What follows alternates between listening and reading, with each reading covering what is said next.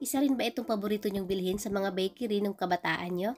Masarap itong ipare sa kape at sa malamig na Coke. Yung tipong maaalala mo talaga yung kabataan mo kapag kinain mo tong cookies na ito. Kaya for today's video, gagawa tayo nitong moon shape cookies na bakery style. Ang mura lang ng mga sangkap nito kaya wag na natin patatagalin yan. Tara, umpisahan na po natin. Sasalain na muna natin yung ating mga dry ingredients. Ayan, kailangan natin dito ng soft flour. Pero ako naubusan ako ng soft flour kaya kalahating all-purpose flour yung ginamit ko dito. At saka ilagay na rin natin yung ating baking powder. Ayan, mas maganda sana kung soft flour lahat yung magagamit natin dito kasi mas maganda yung magiging texture ng ating moon shape na cookies. Pero kung wala naman, pwede namang all-purpose flour lang. Ang soft flour or third class na flour, ginagamit talaga sa mga biscuits or sa mga yung mga pag gumagawa tayo ng mga empanada dough, ayan, pwede rin po siyang gamitin doon. Pero karamihan talagang gamit natin ay doon sa mga biscuits or mga soft na cookies. Ayan, nilagay ko na pala yung ating star margarine lang ito guys, at saka shortening. Then yung ating sugar. Ayan, i-mix lang natin ito hanggang sa mag-well combine lang sila or hanggang sa ma-absorb ng sugar yung ating fats or yung shortening at saka star margarine. Then, ayan, i-scrape lang din natin yung side ng ating mixing bowl para ma-mix po natin yung mga ingredients na nasa ilalim.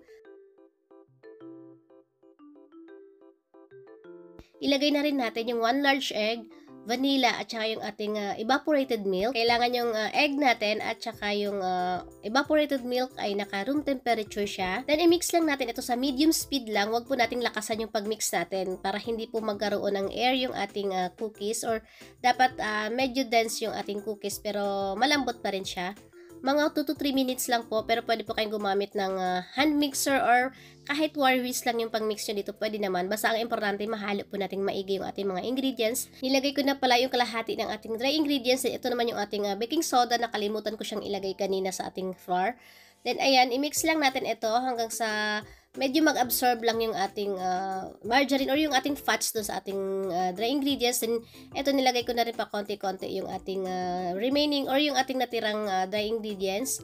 Kung gagamit naman kayo ng hand mixer or wire whisk, ayan, dapat 2 to 3 addition yung paglagay ng inyong dry ingredients para hindi po kayo mahirapan mag-mix. Then ayan, kapag nabuo na yung ating dough, nakikita nyo wala na tayong nakikita ang mga dry flour dito sa ating gilid ng mixing bowl. Ayan, ibig sabihin ready na ito. Huwag na natin siyang i-overmix. Ita-transfer lang natin ngayon yung ating cookie dough dito sa ating mat. Hindi na natin kailangan mag-dust ng flour or ng oil kasi sakto na yung texture ng ating cookie dough, hindi naman siya didikit. Ayan. Kung wala naman po kayong nakikitang shortening sa inyong area or ng margarine, pwede po kayong gumamit ng real butter. Pero kung gusto nyo talaga yung kalasa talaga ng mga nasa bakery na nabibili natin, yung kabataan natin, ayan, itong recipe na ito, kalasa talaga siya guys. Pero kung wala naman, ayan, pwedeng real butter, malinam naman siya. Mas masarap kapag real butter din ang gagamitin natin dito. Then ayan, hinati ko lang pala siya sa tatlo para hindi po tayo mahirapan mag-shape. Ayan, ihuhulma lang natin siyang pahaba. Then pagkatapos ito, ilalapad lang natin siya ng konti. Ayan, ipipress-press lang natin siya. Pwede kayong gumamit ng rolling pin, pero ako hindi na ako gumamit kasi medyo dumidikit siya doon sa ating rolling pin. Then ayan, para medyo pantay, pwede tayong gumamit ng cake scraper. Then ito naman yung gagamitin natin pang shape ng ating cookies. Kahit baso naman, pwede tayong gamitin dito guys. Or kahit anong mga takip dyan. Then, ayan, ganito lang din yung pagkat natin. Ayan, sundan lang natin yung mga nasa screen. Depende na po sa inyo kung gusto nyo medyo malaki yung inyong moon shape na cookies.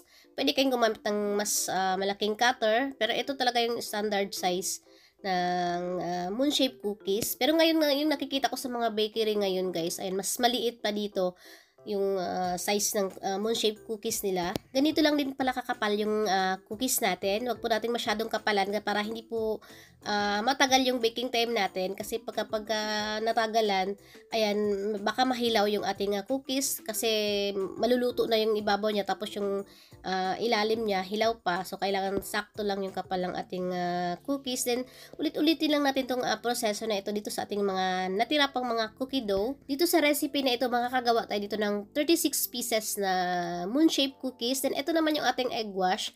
Ayan, meron tayo dito yung 1 large na egg. Then naglagay ako ng konting-konti lang ng food coloring na yellow. Yung powder po yung ginamit ko dito. Then ibabrush natin ngayon yung ating cookies. Ito yung magbibigay ng magandang kulay dito sa ating moon shape cookies.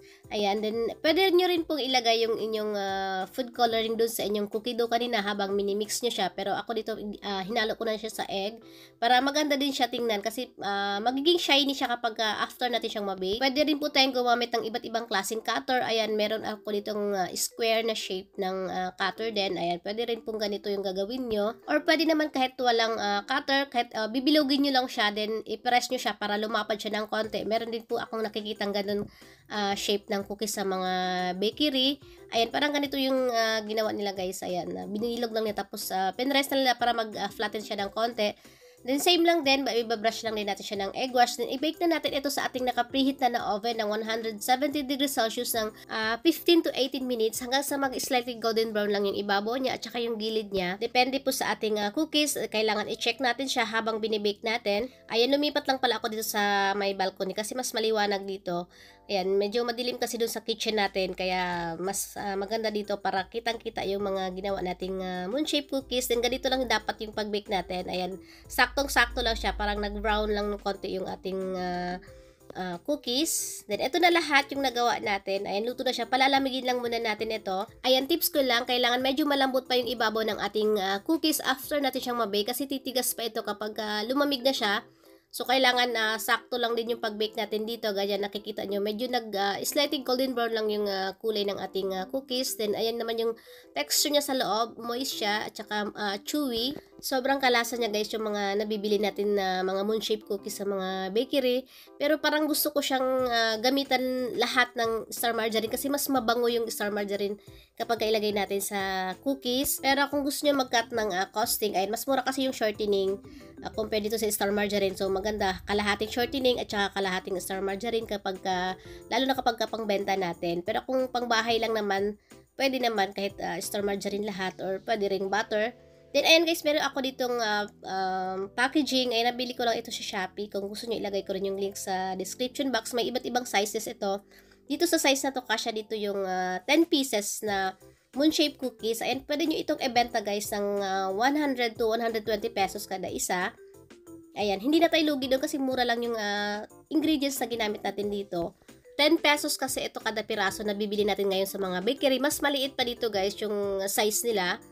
Then, ito naman yung isang shape natin, yung square na ginawa natin kanina. Ayan, mas maliit ng konti yung plastic na ginamit ko dito. Ayan, kasya din siya. Basta yung presyo nito, depende pa rin kung gaano kalaki yung gagawin yung size ng inyong moon shape cookies.